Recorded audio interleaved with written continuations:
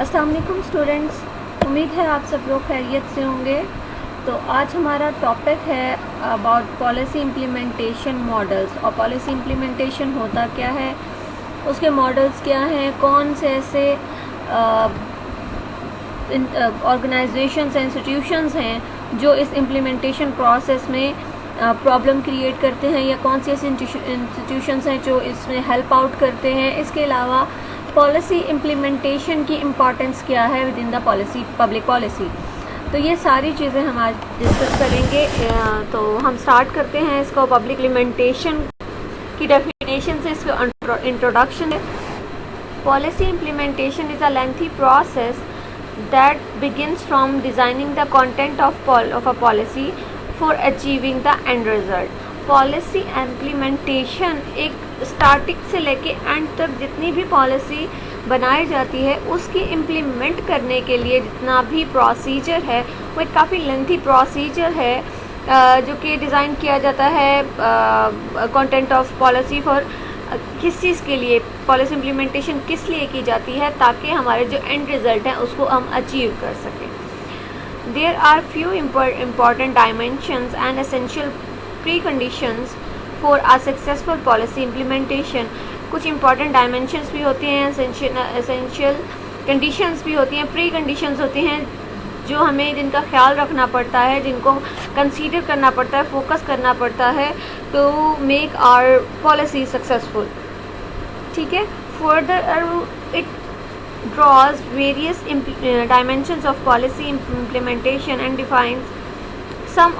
identifies some of the important conditions for the successful implementation of policy. ये हमारे लिए एक वेरियस डायमेंशंस देती है पॉलिसी इम्प्लीमेंटेशन की, और आइडेंटिफाई करती है कि कौन से ऐसी इम्पॉर्टेंट कंडीशंस हैं जो हमें सक्सेसफुल इम्प्लीमेंटेशन ऑफ पॉलिसी में हेल्प आउट करेंगे। 1970 से 1970 से पॉलिसी एनालिसिस जो हैं उसको पॉलिसी इम्प्लीमेंटेशन को बहुत कम अटेंशन देते थे, उसे इतना इम्पॉर्टेंट नहीं समझा जाता था।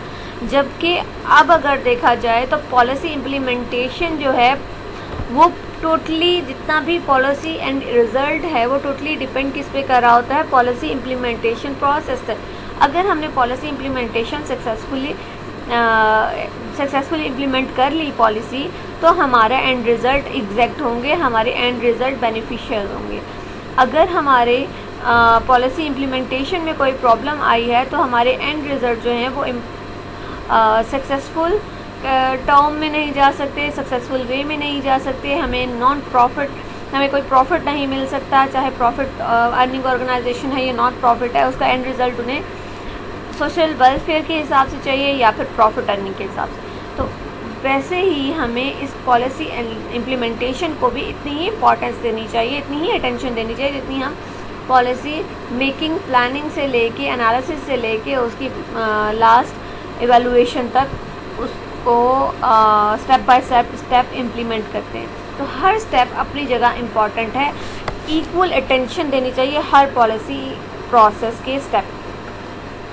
So implementation research regained significance as many policies have not been implemented well in the mid-1970s। वही बात है कि पॉलिसीज़ जब तक उसकी इम्प्लीमेंटेशन नहीं होगी, जो कि एक पॉलिसी मेकर का, एक एनालिसिस का, एक वर्कर का मेन जो एजेंडा होता है कि आफ्टर मेकिंग दैट पॉलिसी उसे इसे इम्प्लीमेंट करना है, और इस इम्प्लीमेंटेशन के बाद उसे एंड रिज़ल्ट, बेसिकली उसे एंड रिज़ल्ट चाहिए होते हैं। एंड रिज़ल्ट क्या होते हैं, वो हमारी जितनी भी पॉलिसी का मकसद होता है, एम होता है, उसे अचीव करने के लिए हमें ये स्टेप बहुत केयरफुली और इम्पॉर्टेंट डायरेक्शन से इसको इम्प्लीमेंट करना चाहिए। यहाँ पे थोड़ी सी डेफिनेशंस है पॉलिसी इम्प्लीमेंटेशन की। डिफरेंट रिसर्चर्स ने, डिफरेंट ऑथर ने, डिफरेंट पर्सनस ने इसे डिफरेंट तरह से एक्सप्लेन किया है।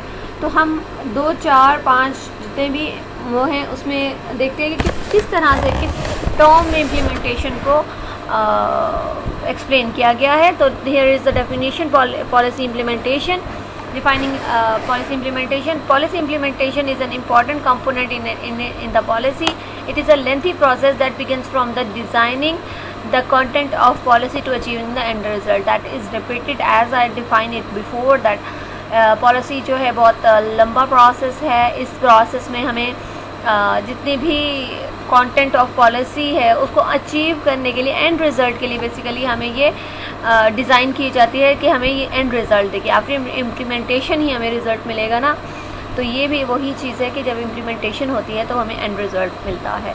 इम्प्लीमेंटेशन जो है वो डिटरमाइंस करती है सक्सेस और फेलियर ऑफ पॉलिसी को. ठीक है, इम्प्लीमेंटेशन से ही डिटरमाइन होता है कि पॉलिसी सक्सेसफुल है या फिर फेल है. तो Petrus and Brainards 2005 observe the limitation in understanding the meaning and the scope of implementation.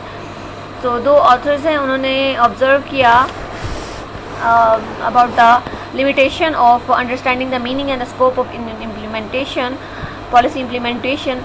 तो according to them the early studies viewed policy implementation merely as administrative task or a choice. तो इन दोनों के मुताबिक उन्होंने एक concept दिया कि policy implementation is basically administrative task है या फिर कोई चॉइस है. तो it was assumed that once the policy had been legislated and approved the implementation process would take place without any further task. तो वो कहते हैं कि जब एक पॉलिसी को लेजिस्लेटेड और अप्रूव्ड हो जाए कोई भी पॉलिसी, तो उसके इम्प्लीमेंटेशन प्रोसेस में कोई भी ऐसी कोई भी हमें प्रॉब्लम नहीं फेस करनी पड़ सकती, and that would take place without any further task.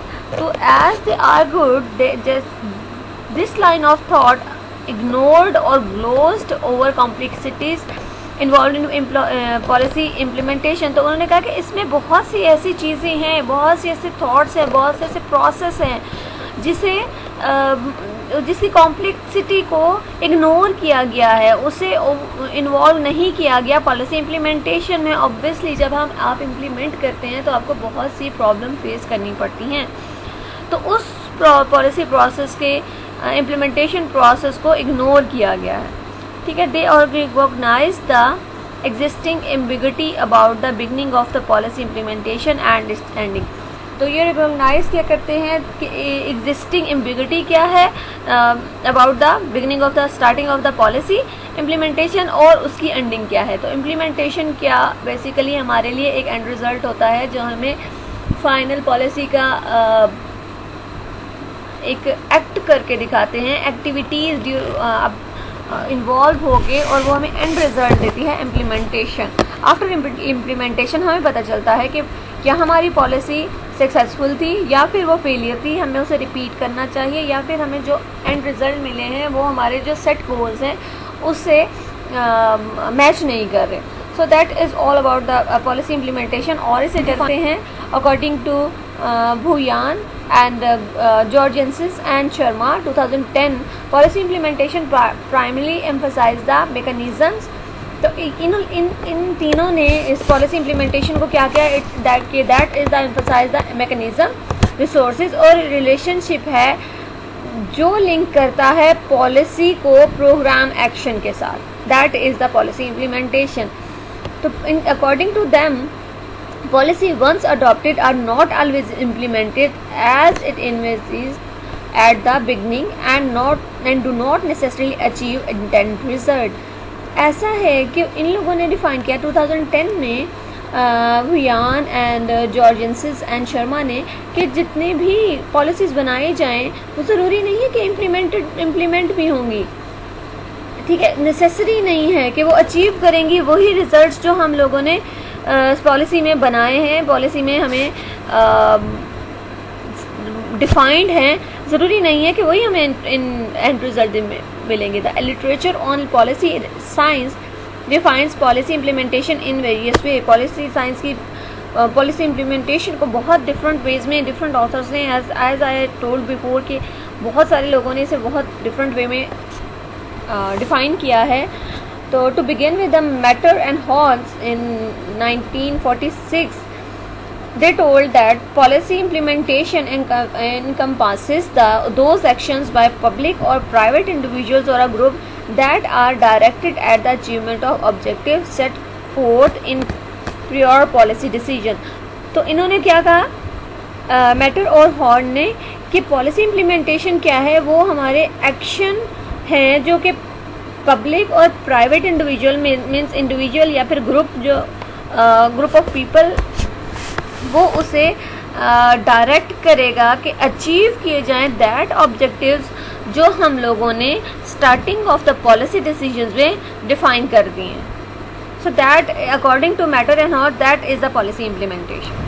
तो collective effort of public and private individuals such as government, civil sectors and civil society actors and individuals. तो collective effort होती है किन किन लोगों की, पब्लिक और प्राइवेट इंडिविजुअल्स की, जैसे कि गवर्नमेंट है, सिविल सर्वेंट्स हैं, एक्टर्स हैं या फिर इंडिविजुअल्स हैं. तो achievement of objectives which are laid down in the policy content. Achievement of objectives basically हमें क्या चाहिए होता है, इम्प्लीमेंटेशन के बाद हमें ऑब्जर्व करना होता है कि क्या हमारे गोल्स जो हमने अचीव करने थे वो अचीव हुए या नहीं.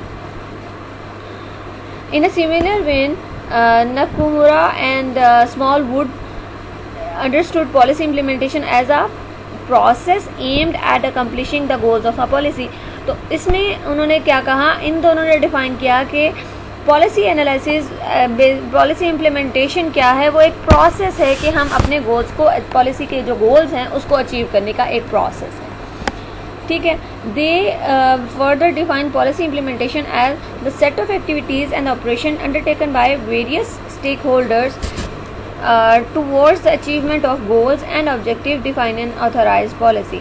उन्होंने फर्दर क्या डिफाइन किया कि ये पॉलिसी इम्प्लीमेंटेशन क्या है. पॉलिसी में इम्प्लीमेंटेशन है एक सेट ऑफ एक्टिविटीज़ और ऑपरेशन जो हमें वेरियस स्टेक होल्डर्स के थ्रू अचीव कराने के लिए, दैट ऑब्जेक्टिव्स या गोल्स को अचीव करने के लिए हमें एक ऑथराइज्ड और डिफाइन पॉलिसी दे दी जाती है. That is the policy implementation. दूसरा हम देखते हैं, फर्दर डिफाइन करते हैं. Another definition of policy implementation put forward by Petrus and Brainard as the accomplishment of policy objective through the planning and programming of operation. के accomplishment है policy implementation क्या है, अकम्प्लिशमेंट ऑफ पॉलिसी ऑब्जेक्टिव्स है किसके through, planning और programming के through of operation and projects, so that agreed upon outcomes and desired impact are achieve.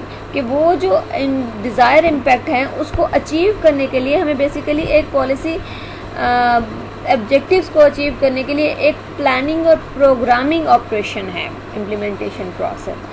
ठीक है. This definition brings an added importance to planning and programming of a policy which are aimed for target achievement. तो further जिसने इस define को और add किया, different importance, basically that is the importance to planning and programming of policy which are aim for target achievement. अगर हम इनको इकट्ठा करें तो बेसिकली एक हमें क्रक्स क्या मिलता है इन सब डेफिनेशंस का, कि 3 इम्पॉर्टेंट एलिमेंट्स हैं ऑफ पॉलिसी इम्प्लीमेंटेशन जिनको अटेंशन चाहिए, जिनको हमें फोकस करना चाहिए, जिसको हमें इम्पोर्टेंस देनी चाहिए.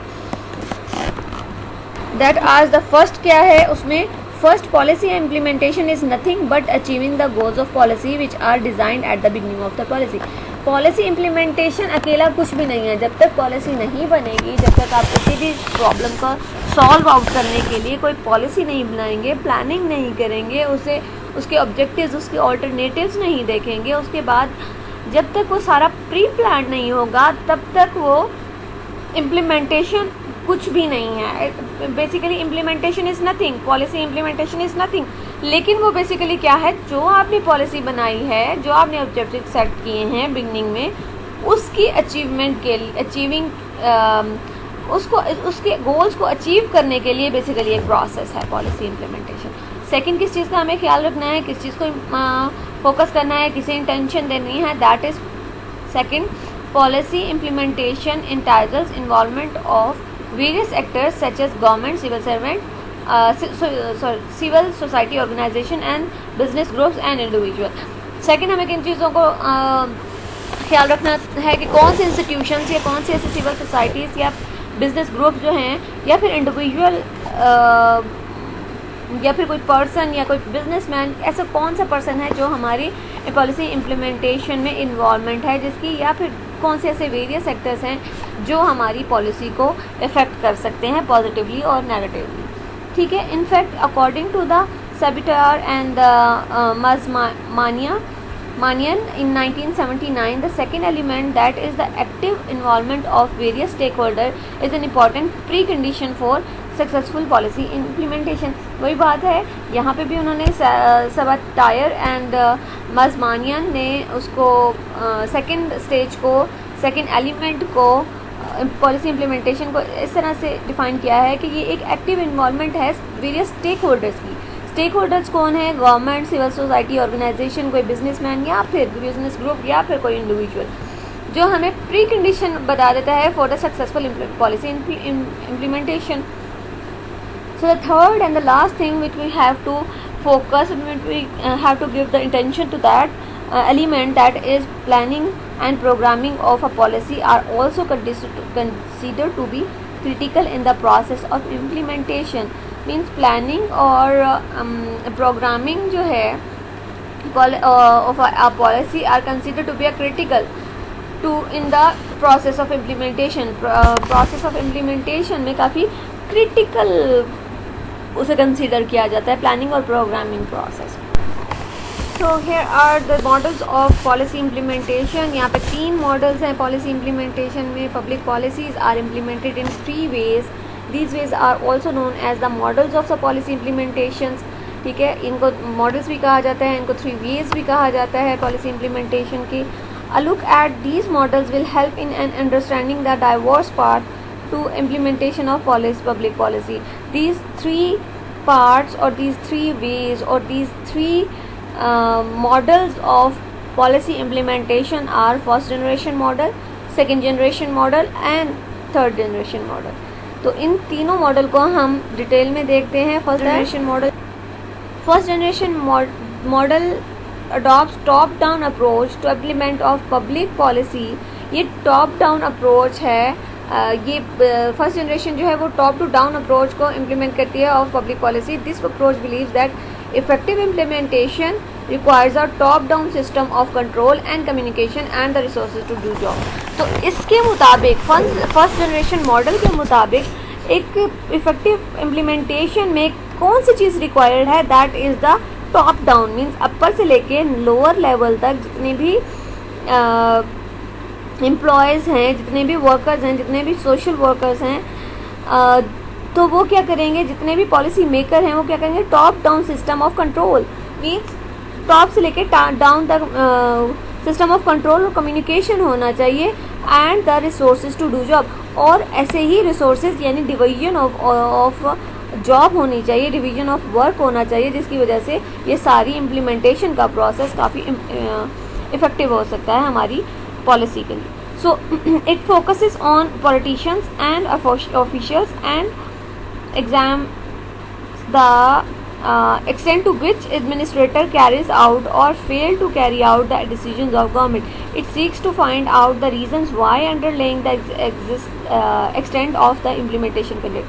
तो ये किस चीज़ पे फोकस करती है? ऑन द पॉलिटिशियंस और ऑफिशियल्स, और फिर उसे एग्जामाइन करता है ये फर्स्ट जनरेशन मॉडल दैट किस हद तक एडमिनिस्ट्रेटर्स जो हैं कैरी आउट और fail to carry out the decision of government. Decision of government को किस तरह से कैरी आउट या फिर कैरी टू फेल या फिर फेल होते हैं गवर्नमेंट डिसीजन को फाइनलाइज करने के लिए। It seeks to find out, क्या फाइंड आउट करते हैं? The reasons. पहले तो वो देखते हैं कि कितनी हद तक कोई एडमिनिस्ट्रेटर जो है वो सक्सेसफुल है या फेल है फाइनल गवर्नमेंट के फाइनल डिसीजंस को कैरी आउट करने के लिए। And the second is reasons क्या हैं इस इम्प्लीमेंटेशन कंडक्ट जो भी इम्प्लीमेंटेशन है उसको कंडक्ट करने के रीजंस क्या हैं। तो फर्स्ट जनरेशन मॉडल हमें ये डिफाइन करता है। ठीक है, second generation model on the other hand applies bottom up analysis to implementation means नीचे से लेके ऊपर तक. वो क्या है, टॉप टू डाउन, मतलब अपर लेवल से लेके लोअर लेवल तक.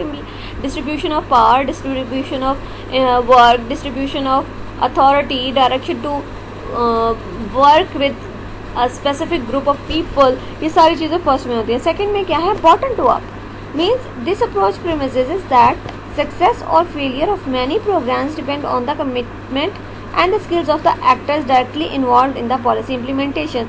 These actors are called street level bureaucrats by Michael Lipsky. तो उनके मुताबिक क्या है, मैकल लिप्स्की ने क्या कहा कि ये जो एक्टर्स होते हैं जो इसमें इन्वॉल्व होते हैं, इस पॉलिसी इम्प्लीमेंटेशन में डायरेक्टली इन्वॉल्व हैं, उनकी कमिटमेंट और उनकी स्किल्स पे डिपेंड कर रहा होता है कि पॉलिसी इम्प्लीमेंटेशन जो है वो कितनी सक्सेसफुल है या कितनी अनसक्सेसफुल है. तो इसमें क्या आ जाते हैं, स्टेट लेवल ब्यूरोक्रेट्स आ जाते हैं. So the second approach focuses its attention on the both formal and informal relationship constituting the policy subsystem involved in the both designing and the implementation process. Simply कि हमारी second approach में किस चीज़ पे focus करती है, attention क्या है कि both formal और informal relationship. ठीक है. It argues that the street level bureaucrats must be taken into account. Bottom up model lays stress on negotiating and consensus building in the public service delivery. वही बात जो हम पहले discuss कर चुके हैं कि जो स्ट्रीट लेवल ब्यूरोक्रेट्स हैं मीन्स जो एक्टर्स हैं, एक्टिव एक्टर्स हैं, जो इस इम्प्लीमेंटेशन के प्रोसेस में बहुत ज़्यादा इम्पोर्टेंस रखते हैं, उन्हें ख्याल रखना चाहिए कि bottom to up lays stress on negotiating and consensus building in the public service delivery. Okay. अब मेजर लिमिटेशन है सेकंड जनरेशन मॉडल की of both first and second generation model is that they do not analyse the behaviour aspects of the policy implementation. तो ये दोनों analyse नहीं करते behaviour aspect policy implementation के. ये दोनों के ड्रॉबैक्स हैं, दोनों के लिमिटेशंस हैं. So they do not answer question such as why do implementer behave in a particular way in a carrying out their task. तो इसमें जो मेन जिस क्वेश्चन का आंसर नहीं होता, जिस पे फोकस नहीं किया जाता, वो ये है कि क्यों, वाई डू इम्प्लीमेंटेशन, क्यों ऐसे बिहेव करते हैं कि उनको कैरी आउट नहीं कर सकते देयर टास्क, वो अपने टास्क को कंप्लीट नहीं कर सकते, ऐसा क्यों है. तो ये ऐसी जो फर्स्ट टू मॉडल्स हैं वो इस पे मेन फोकस नहीं करते. तो दैट इज़ द ड्रॉबैक्स. और हम कहें कि इसका जो नुकसान है वो यही है इन दो मॉडल्स का. Why specific tools and policy mechanism are used in specific circumstances. क्यों ये स्पेसिफिक टूल्स या पॉलिसी मैकेनिज्म यूज़ किया जा रहे हैं कुछ स्पेसिफिक सर्कमस्टांसेस के लिए. इस चीज़ के लिए भी ये फर्स्ट और सेकंड जनरेशन मॉडल्स जो हैं वो आंसरेबल नहीं होते. These question are addressed by the third generation model और the theory of public policy implementation. तो ये जो 2-3 क्वेश्चन हैं जो हमें पहले दो मॉडल्स में देखने को मिले कि वो उस क्वेश्चन को आंसर नहीं करे, तो ये हमें थर्ड मॉडल में हमें डिफ़ाइन किया जाएगा. थर्ड मॉडल इन चीज़ों को डिफ़ाइन करता है. तो हम थर्ड मॉडल देखते हैं कि थर्ड जनरेशन मॉडल या फिर थ्योरी ऑफ पब्लिक इम्प्लीमेंटेशन क्या है. Third theory of public and policy implementation. So here is the third generation model. Third generation model क्या है कि और थ्योरी क्या है, ये लाइक अ गेम थ्योरी की तरह है जो कि असेस करती है behaviour description of bureaucrats in a policy implementation. Different bureaucrats के बिहेवियर को असेस करता है this third generation model. It argues that it is easier to implement policies and direction decisions which are having a single factor than those having multiple factors. तो ये क्या है, third generation model कहते हैं कि ये इजी है कि हम इम्प्लीमेंट करते हैं पॉलिसीज़ को एंड डिसीजंस को, एंड जो कि एक सिंगल फैक्टर हैं, बजाय इनके जो मल्टीपल फैक्टर्स हैं उनको एनालाइज करना, उनको इम्प्लीमेंट करना as compare to a single factor is more difficult. For instance, implementing road safety policy is easier than implementing the policy of poverty eradication. तो वो कह रहे हैं कि अगर हम इम्प्लीमेंटेशन करें रोड सेफ्टी पॉलिसी को, वो ईजी होगी बजाय इसके कि पॉलिसी ऑफ पॉवर्टी एरिडिकेशन को हम इम्प्लीमेंट करें. तो फैक्टर और डिफरेंट सर्कमस्टांसेस या फिर डिफरेंट जो पॉलिसीज़ होती हैं उनको फोकस करते हुए हम देखते हैं, फाइनल देखते हैं कि कौन सा हमारे लिए इम्पॉर्टेंट है, कौन सा नहीं है, किसको इम्प्लीमेंट करना ईजियर है as compare to the second one. In such circumstances, the administrative officials tend to focus on the obviously implementable policies rather than the difficult one. तो इस हालात में, इस सर्कमस्टांसेस में डिफरेंट एडमिनिस्ट्रेटिव ऑफिशियल्स क्या हैं वो फोकस करते हैं on implemented policies rather than the difficult one. This gives enough scope for them to use their direct discretion. Different level of discretion lead to different regulation styles. For instance, example लेते हैं हम, regulators will use persuasion to make the regulated persons adhere to the rules and regulations. Simply if that is not possible कि regulator जो है वो start कर दे using coercion, और the extent of coercion used depends on the degree of non-compliance of the rules by the regulated. So that is an important and most focused factor of the third generation model. So apart from the theory, third generation implementation theory uses the principal agent theory to understand how bureaucrats use their discretion in a socio-political and cultural setting. So that is all about the third generation.